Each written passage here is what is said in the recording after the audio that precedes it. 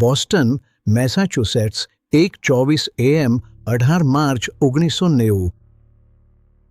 શહેરની ધમાલભરી સેન્ટ પેટ્રિક્સ ડેની ઉજવણી હવે ધીમે ધીમે વરસાદી સવારની શાંતિભરી ઘડીઓમાં સમાઈ રહી છે.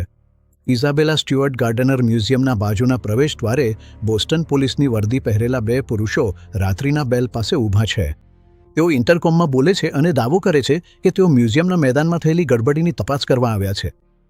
માનક કામગીરી પ્રોટોકોલને તોડીને ફરજ પર રહેલા અજાણ અને અનુભવહીન ગાર્ડે સુરક્ષા રિલીઝ સક્રિય કરી અને તેમને અંદર બોલાવી લીધા. આ એક ઘાતક ચૂક છે જેના કારણે વૈશ્વિક કલા બજાર ક્યારેય પુનઃ સ્થિર થઈ શકશે નહીં. 11 મિનિટની અંદર વર્દીનો અધિકાર હવા થઈ જાય છે. આ અધિકારીઓ ખોટા છે.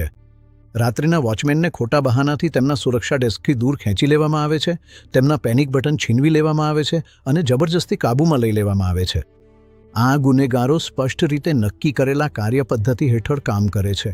એક વિશિષ્ટ રીત જે મ્યુઝિયમને સંપૂર્ણપણે જાહેર દેખરેખથી અલગ પાડવા માટે રચાઈ છે. ગાર્ડ્સને ઔદ્યોગિક ડક્ટ ટેપમાં કસીને બાંધવામાં આવે છે અને તેમને બેઝમેન્ટના સંપૂર્ણ અંધકારમાં છોડી દેવામાં આવે છે. હવે ચોરો સંપૂર્ણપણે એકલા અમૂલ્ય વિશ્વ વારસાની ખજાનાની અંદર રહી જાય છે. પછી આવ્યા હતા 81 મિનિટના નિર્વિઘ્ન પદ્ધતિસર વિનાશ. જ્યારે સામાન્ય રીતે મ્યુઝિયમ ચોરીઓ કાયદા અમલથી બચવા માટે મિનિટોમાં જ અંજામ આપવામાં આવે છે, ત્યારે આ ઘૂસણખોરો અંધારેલી ગેલેરીઓમાં એક અજીબ નીડર આત્મવિશ્વાસ સાથે આગળ વધે છે. તેઓ બીજા માળે ચડે છે અને સીધા જ વૈભવી ડચ રૂમમાં પ્રવેશ કરે છે. તેમનો મુખ્ય નિશાન છે બેરોક નાટ્યશૈલીનું એક ભવ્ય સિદ્ધિ, રેમ્બ્રાન્ડ વાન રેઇનનું 1623નું મહાકાવ્ય Christ in the storm on the sea of Galilee. આ ડચ માસ્ટરની એકમાત્ર જાણીતી દરિયાઈ દૃશ્યકૃતિ તરીકે ઊભી છે, જેમાં માનવજાતની નાજુક સંઘર્ષને કુદરતના અપરંપાર ક્રોધ સામે પકડી લેવામાં આવી છે. આસપાસ એ જ દિવાલ પર લટકાવેલું બીજું રેમ્બ્રાન્ડનું ચિત્ર છે, a lady and gentleman in black. એમના નિશાનની આકાશચુંબી આર્થિક અને સાંસ્કૃતિક કિંમત હોવા છતાં ચોરોમાં આશ્ચર્યજનક વિસંગતિ જોવા મળે છે. ઉચ્ચ સ્તરની ગુનાહિત હકદારી અને અણઘડ અજ્ઞાની શોખીનતાનું મિશ્રણ. તેના બદલે સામાન્ય યુટિલિટી ચાકુનો ઉપયોગ કરીને તેઓ અમૂલ્ય કેનવાસોને સીધા જ તેમની લાકડાની સ્ટ્રેચરમાંથી કાપી કાઢે છે. આ રીતે તેઓ ઐતિહાસિક સહીવાણા તંતુઓને સીધા જ કાપી નાખે છે, જેના કારણે આ કલાકૃતિઓની ભૌતિક અખંડિતતા હંમેશ માટે બદલાઈ જાય છે અને નુકસાન પામે છે. થોડી જ ક્ષણોમાં ચોરો વધુ મહત્વપૂર્ણ અને ઐતિહાસિક રીતે દુર્લભ વસ્તુ જોહાનેસ વર્મિયરની ધ કન્સર્ટ પર કબજો જમાવે છે. વર્મિયરના જીવનકાળમાં બનાવેલી કૃતિઓ અત્યંત ઓછી હતી. ધ કન્સર્ટ એ ડેલ્ફ્ટના માસ્ટરની માત્ર 34 સર્વસ્વીકાર્ય બચેલી કૃતિઓમાંની એક છે. તેને તેના સ્થાનેથી દૂર કરીને ચોરોએ લગભગ દંતકથા સમાન મહત્વની એક કલાની ચીજ પર કબજો જમાવ્યો. આજે ઘરેલું સંગીતમય સુમેળનું આ શાંત દૃશ્ય એક પીડાદાયક ખિતાબ ધરાવે છે. આ માનવ ઇતિહાસમાં સૌથી મૂલ્યવાન, હજુ સુધી ન મળેલી ચોરી થયેલી વસ્તુ છે, જેની કિંમત $2 કરોડ પણ વધુ આંકવામાં આવી છે. ચોરોના પસંદગીની પ્રક્રિયા આજના કલા ઇતિહાસકારો અને ગુનાહિત શાસ્ત્રજ્ઞો માટે સંપૂર્ણ રહસ્ય જ રહી છે. જ્યારે તેઓ રાફેલ, સેન્ડ્રો બોટિચેલી અને ટિશેન જેવી અમૂલ્ય કૃતિઓને વ્યવસ્થિત રીતે અવગણે છે, ત્યારે તેઓ નપોલિયોનિક સિલ્કના ધ્વજદંડના ટોચ પરથી એક નાનકડા કાંસ્યના ઈગલ ફિનેલને ખોલવામાં કિંમતી મિનિટો વેડફે છે. તેઓ એડગર ડેગાસની કાગળ પરની 5 નાની સ્કેચો, રેમ્બ્રાન્ડની એક નાની પોર્ટ્રેટ ઇચિંગ, એડુઆર માનેનું એક તેલચિત્ર અને 3000 વર્ષ જૂનું ચીની કાંસ્યનું પ્યાલું લૂંટે છે. કુલ મળીને 23 અલગ અલગ વસ્તુઓ ગેલેરીમાંથી ચોરી લેવામાં આવે છે. સવારના 8:15 વાગ્યે સિક્યુરિટીના સવારે ફરજ પર આવેલા કર્મચારીઓ સંપૂર્ણ વિનાશના દ્રશ્યને શોધે છે.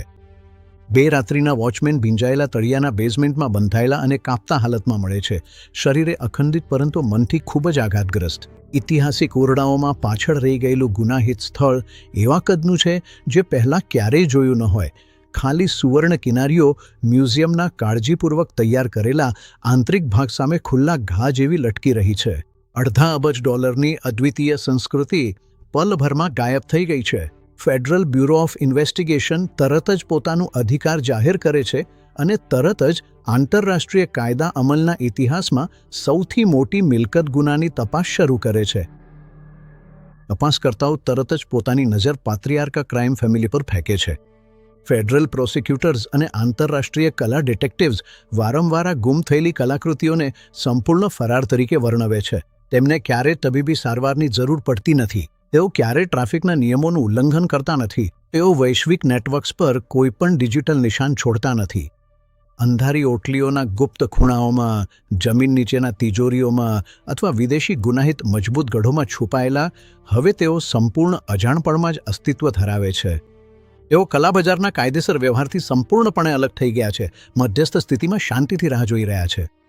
3 દાયકાથી વધુ સમયથી દુનિયાભરના મુલાકાતીઓ બોસ્ટન આવીને ખાલી દિવાલો જોઈ રહ્યા છે, જ્યાં ક્યારેક ખજાનો હતો. આ ખાલી પ્રેમો જાહેર પ્રદર્શન પર કેમ રાખવામાં આવી છે, જે રોજિંદા પ્રણાલીગત સુરક્ષા નિષ્ફળતાની યાદ અપાવે છે?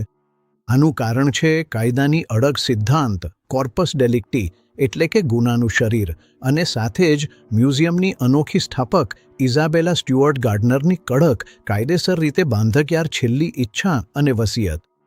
1924માં તેમના અવસાન પછી ગાર્ડનરે પોતાની વિશાળ સંપત્તિ અને સંગ્રહને જાહેર જનતાને એક કડક કરાર હેઠળ, એટલે કે કાયદેસર બાંધકયાર કરાર હેઠળ આપી દીધો. તેમણે આદેશ આપ્યો હતો કે તેમનો સંગ્રહ હંમેશા એ જ રીતે ગોઠવાયેલો રહેવો જોઈએ જેમ તેમણે જાતે ગોઠવ્યો હતો.